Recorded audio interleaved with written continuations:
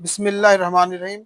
हज के टेस्ट में जो सवालात आते हैं, जो सिलेबस है, हमारा ज़्यादा फोकस हज के ऊपर होता है, जो हज से रिलेटेड हैं। हज पॉलिसी है, हज के फ़राइज़ है, क्या इरकान है। लेकिन आपको मालूम होना चाहिए कि एनटीएस का टेस्ट जो है वो मुख्तलिफ चीज़ों पर मुनसिर होता है। तो इन चीज़ों जो आपके सामने बयान की जाएंगी, ये सब वो चीज़ें हैं जो कि एनटीएस ने अपनी वेबसाइट पे अपलोड की है और बताया है कि आपको इनमें से ही तैयारी करनी है। यानी ये चीज़ें आपके टेस्ट के अंदर आ सकती हैं। तो सबसे पहले एप्टीट्यूड टेस्ट के अंदर सबसे पहला जो सवाल आपके पेपर एनटीएस के पेपर में जो आएगा वो होगा वर्बल इंग्लिश ग्रामर का और वोकेबलरी का। इंग्लिश ग्रामर से मुराद ये है कि वो आपसे प्रीपोजिशन के सवालात करेंगे कि कौन सा प्रीपोजिशन आएगा। I am on the table, अभी ऑन का ऑप्शन के नीचे वो लाइन दी हुई होगी, इन्होंने ऑन लिखा नहीं होगा। आपको जुमला पढ़कर उससे अंदाजा लगाना है कि उसके अंदर कौन सा लफ्ज आएगा। तो इसको कहते हैं इंग्लिश ग्रामर। इंग्लिश ग्रामर में आम तौर पर ये ज्यादातर जो पूछते हैं वो प्रीपोजिशंस के सवाल ही आते हैं। वोकेबलरी से मुराद ये है कि वो आपसे ऐसे अल्फाज पूछेंगे जो कि सिनोनियम्स होंगे या एंटोनियम्स होंगे। तो आपकी इंग्लिश वोकेबलरी भी अच्छी होनी चाहिए, इसके साथ साथ इंग्लिश ग्रामर भी अच्छी होनी चाहिए ताकि आप ये टेस्ट आसानी से हल कर सकें। उसके बाद logical and analytical reasoning. Logical और एनालिटिकल रीजनिंग के अंदर आपको वो कुछ एनालॉजी देंगे। एनालॉजी का मतलब ये होता है कि आपको दो चीजें वो बताएंगे, तीसरी चीज बताएंगे, चौथी चीज आपको उन दो के मुताबिक लिखनी है। मिसाल के तौर पर माउंटेन के साथ इन्होंने लिख दिया टॉल। अभी आपको रीजनिंग के अंदर वो सामने देंगे डिजर्ट। डिजर्ट के अंदर क्या आएगा, आपको वो लिखना है। मिसाल के तौर पर डेजर्ट के साथ जो आएगा वो आएगा ड्राई, क्योंकि डेजर्ट ड्राई होता है। तो इसको कहते हैं एनालिटिकल और लॉजिकल रीजनिंग। लॉजिकल रीजनिंग के बाद जो सवाब आएगा क्वांटिटिव, यानी इसमें बेसिक मैथ होगी, जिसमें परसेंटेज के सवाल होंगे, रेशो के सवाल होंगे और सिंपल अलजिब्रा होगी। परसेंटेज के सवाल इस तरह हो सकते हैं कि 100 परसेंटेज के सवाल इस तरह हो सकते हैं कि 80 का 10% क्या बनेगा, 80 का 15% क्या बनेगा। इस तरह के परसेंटेज के सवाल होंगे। रेशोस के सवाल इस तरह के होंगे कि एक बाप और बेटे की दोनों की उम्र जो है वो 5 साल पहले इतनी थी, अब क्या होगी। तो आपको इसका रेशो निकालना है और इसका जवाब देना है। और सिंपल अलजिब्रा के क्वेश्चन इस टेस्ट के अंदर दिए जाएंगे। इसके बाद आ जाता है हज एंड उम्रा एक्ट।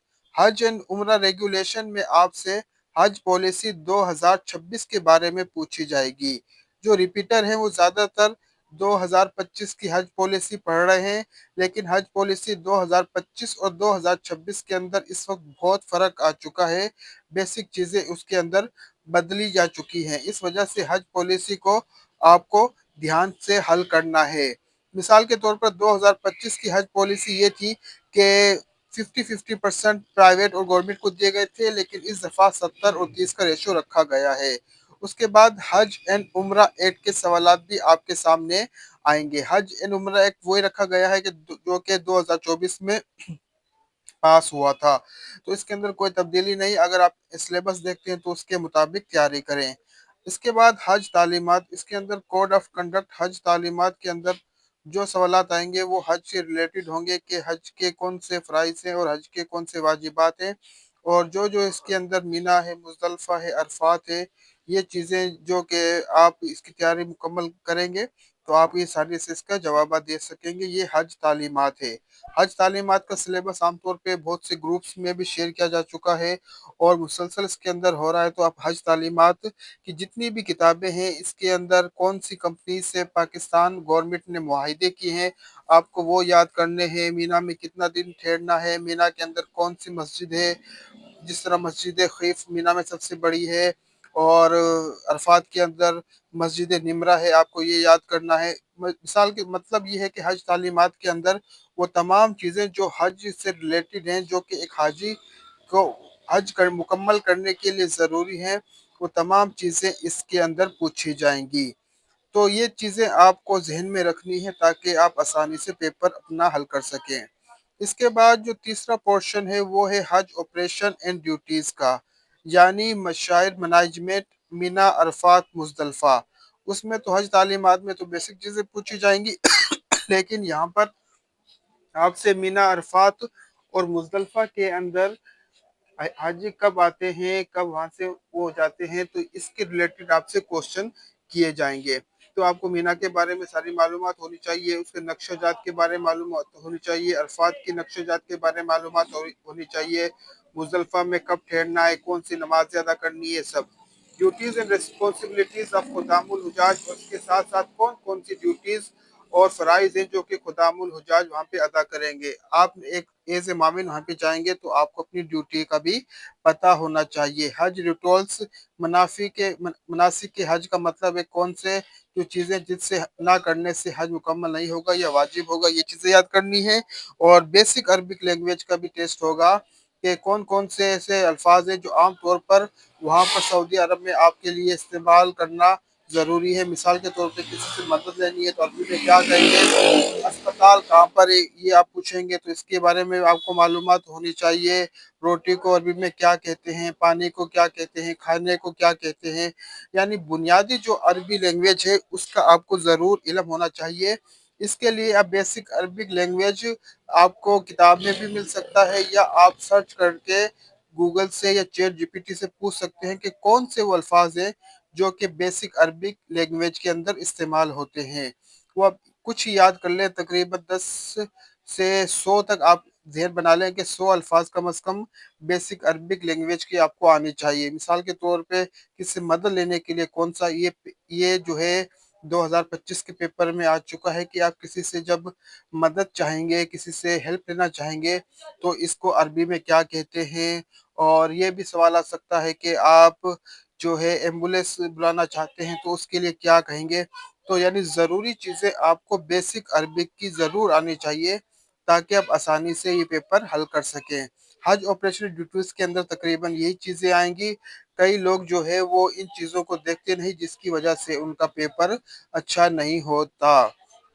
اب ہم آتے ہیں technological and practical knowledge.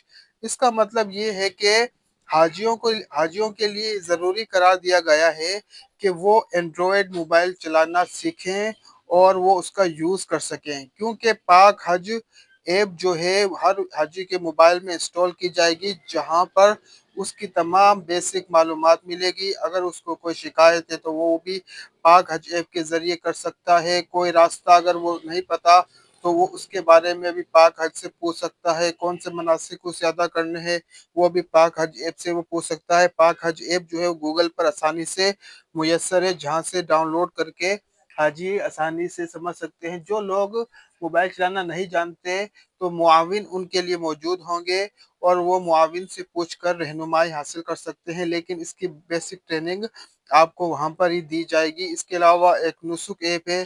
نسک app جو ہے وہ مدینہ منورہ میں جو لوگ ریاض الجنہ میں جانا چاہتے ہیں، وہاں پہ نوافل ادا کرنا چاہتے ہیں، ان کے لیے بنائی گئی ہے۔ نسک ایپ پر ہی اس کی بکنگ ہوگی۔ گوگل میپس یہ آپ کو پتہ ہے کہ وہاں پر مینا، عرفات، مزدلفہ اس وقت رش کافی ہوتی ہے، رش کی وجہ سے لوگ راستہ بھول جاتے ہیں، تو گوگل میپ کا بھی ان کو استعمال کرنے کا طریقہ آنا چاہیے تاکہ اگر رش میں وہ کہیں گم ہو جائیں یا کہیں پہ کھو جائیں تو وہ آسانی سے اپنی جگہ پر پہنچ سکے۔ اس کے بعد ہے فارم ہے، ایفیڈیوٹ ہے، انسٹرکشن ہے۔ ایفیڈیوٹ کا مطلب ہے کہ فارم کا مطلب تو یہ کہ حجاج جو فارم فل کرتے ہیں وہ ہے۔ ایفیڈیوٹ کا مطلب ہے کہ اگر کوئی عورت جا رہی ہے تو اسے ایفیڈیوٹ بھرنا پڑے گا کہ وہ اب ڈیپینڈنٹ حج کر رہی ہے۔ انسٹرکشن مطلب ہدایات۔ یہ چیزیں آپ سب کو ذہن میں رکھنی ہے۔